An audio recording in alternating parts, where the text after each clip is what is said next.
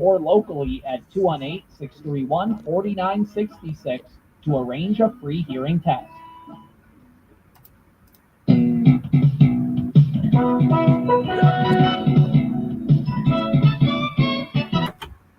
This is the morning sports desk for Monday, November 27th.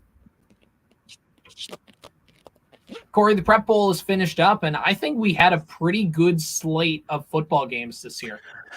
Yeah, we did. I was able to catch not all of the games, but a lot of the games, or a lot of the games, I guess would maybe be the best way to put it. There were some really fun. The big school games in particular were there's some fireworks in those games. Some teams electing to go for two to get the win or give themselves a lead late. Neither of them being able to pick one up. Edina loses 28-27 to Centennial. They score a touchdown late. They don't get the 2-point conversion to win, so they lose just some incredible stuff happening in those big. The St. Thomas Chanhassen game was wild, going down to the end and into overtime, and the rest of the games were obviously great, including what happened in that 9-man game. That one, I was expecting that Kingsland-Nevis game to be a little more high scoring, considering Kingsland put up 36 points in their semifinal game against Fertile Beltrami, but that Nevis Tiger defense has been strong all season long, and It was a big reason why.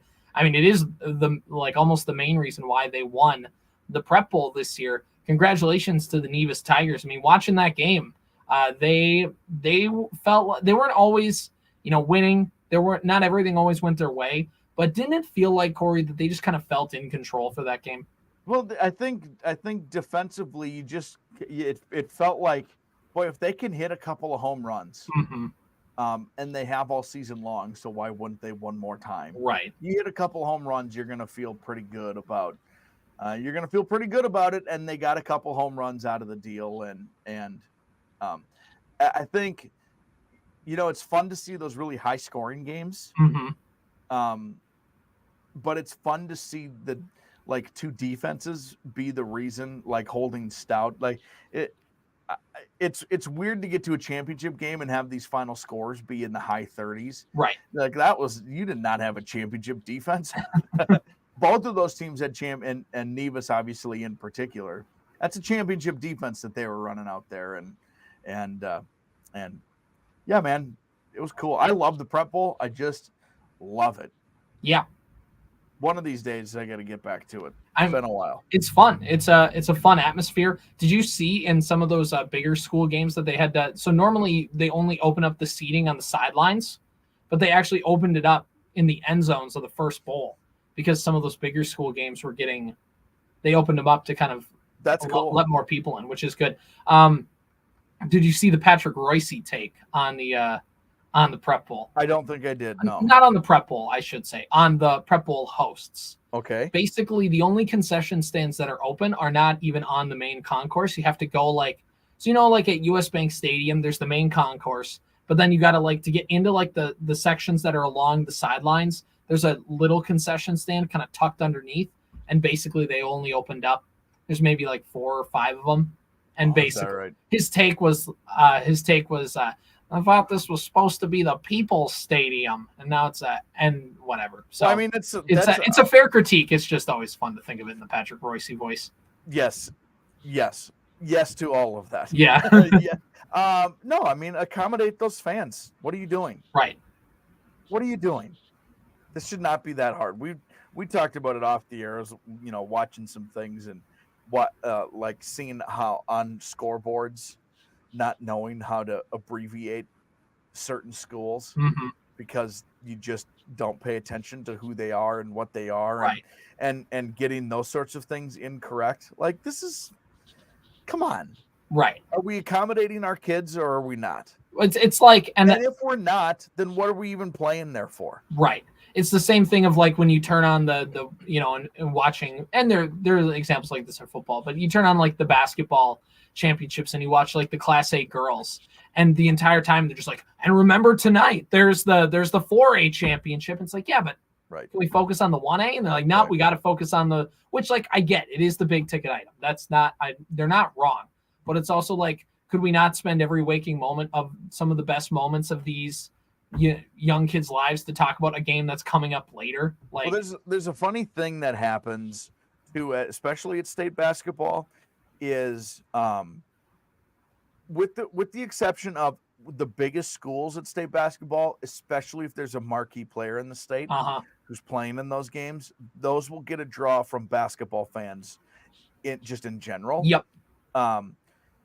But the smaller schools, the smaller public schools, go out to state basketball because it's a once in a generation opportunity for some of these communities. If there is a 3A team and it's a private school, like De La Salle, dominant basketball culture, they send like 200 people. Yeah.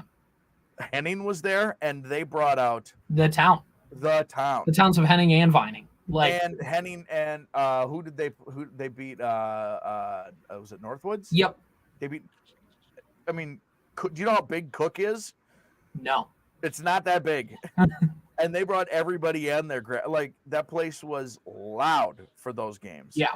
And it just isn't the case when you get those private school games until you get to the biggest ones. I remember watching Lakeville. I believe they had changed to North by that time, and JP Makura was playing. Mm-hmm. I mean, that whole bowl of the Target Center was full to watch that game and that guy in particular play. When Apple Valley was playing and Tyus and then Trey. Then we're talking about people showing up. Mini Haha, Jalen Suggs, and Chet Holmgren. Right, but it's important to note that there were so many people there to watch Jalen and Chet, and not as many Mini Haha fans. You know what I mean? Right, exactly. So, anyway, we digress. Accommodate the fans. What are we doing here? Right, exactly. All this to say, small town's good, state tournament's good. There you go. There's our kind of in a nutshell coverage. In case you were wondering. Hot take here, state tournament's fun for everyone.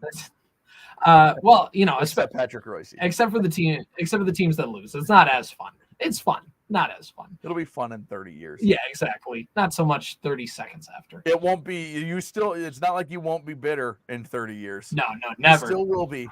You still will be, but it will have been fun. You'll learn to smile through the pain. So speaking of events going on at US Bank Stadium, the Vikings are playing the Chicago Bears tonight. Does not look like Justin Jefferson is going to play, but basically kind of the gist was, well, he's not going to play this week. We have a bye week next week. We're going to be okay coming out of the bye week is kind of the general gist. And you shouldn't need Justin Jefferson to put away this sorry Bears team. I think a couple things that are going to be of note, and it does sound like that, where it's, you know what, we'll give it one more. We'll get him up to 100% and we'll make it work. We've talked about a hamstring injury a lot. Mm-hmm. You should by no means be counting on him for December 10th at Las Vegas. Right. If you're getting your hopes up, I mean, we should want him to come back, but that is not how hamstrings work. Yeah. It just isn't. So hopefully that's the case for him. Regarding tonight's game, there's no reason why Chicago's been feisty now for a couple of weeks. Let's just go ahead and put them away and not let them feel like they have chances. Right. The thing that's weird about Chicago, tell me if I'm right or wrong, Chicago does not want to win. No, it doesn't quite feel like it. Justin Fields wants to win. Yeah, I mean he's out of a job if he doesn't win. Yeah, right. He's out of he's playing for a second contract. He's playing to back somebody up somewhere. Like, his football life depends on him playing well. It does.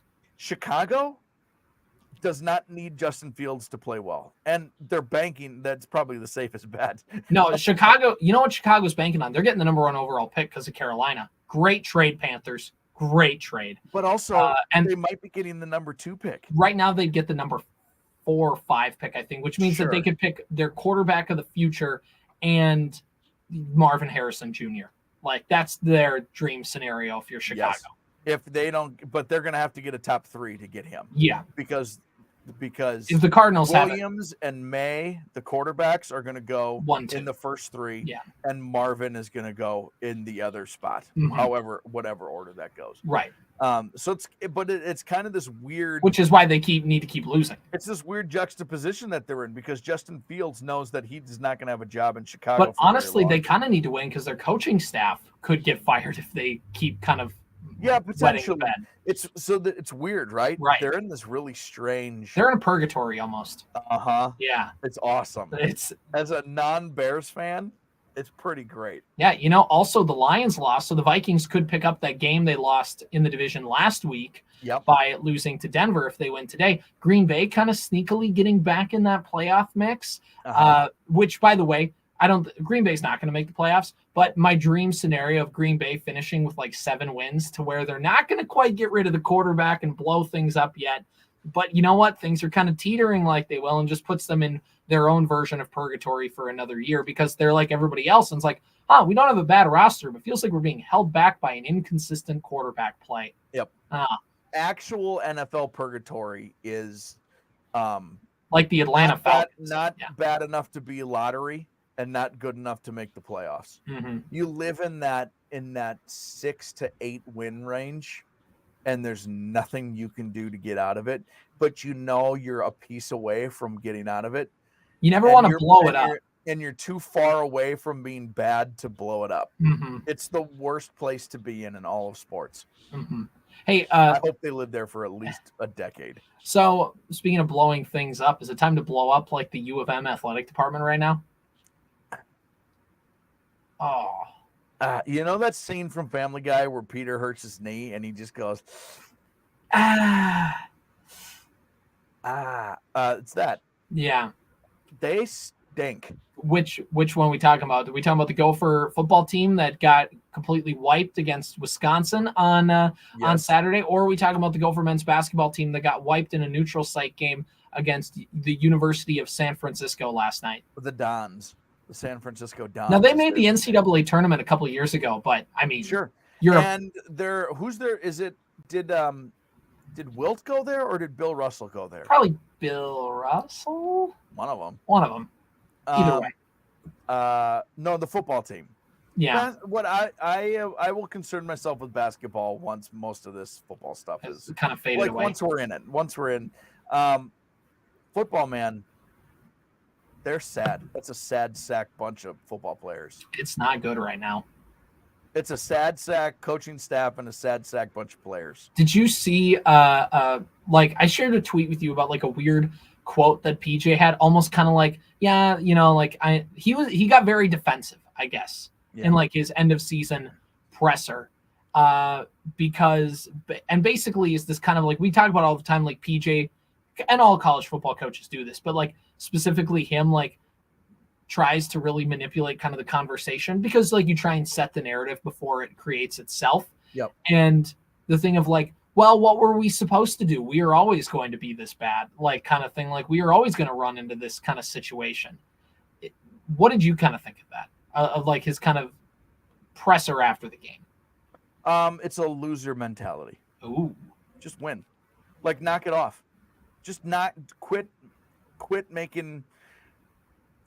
I understand all of it. I really do. You've been here for a decade, dude. Almost 7 seasons. You've been here for 3/4 of a decade. The problems that exist now are not because of a previous regime. No, it's because of NIL money. That's the new excuse. It's because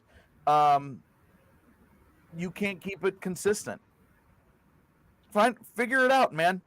Figure out a way to make your team consistent and figure out a way to keep players in maroon and gold. Figure out a way to keep your best players in Minnesota. Figure out a way to do more than just dive right, dive left, dive right, punt. It's annoying. Figure it out. You've been here for 7 years. Figure it out. I got to go. That's Corey Tackman. Hey, by the way, some positivity to end our morning sports desk today. The Minnesota Timberwolves, they beat the Memphis Grizzlies yesterday. Memphis is a sad team right now. Wolves take advantage. They take care of business, and they are 12-4, the best start in franchise history. And oh, by the way, they're still number one in the Western Conference. So, Anthony Edwards, do you have anything to say on this?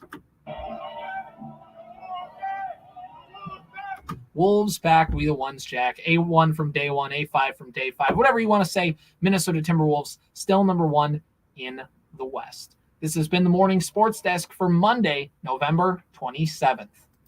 It's 7:31 on KWAD. Back with more after this. Steve Toner is a doctor of optometry at Otter Tail Eye Care.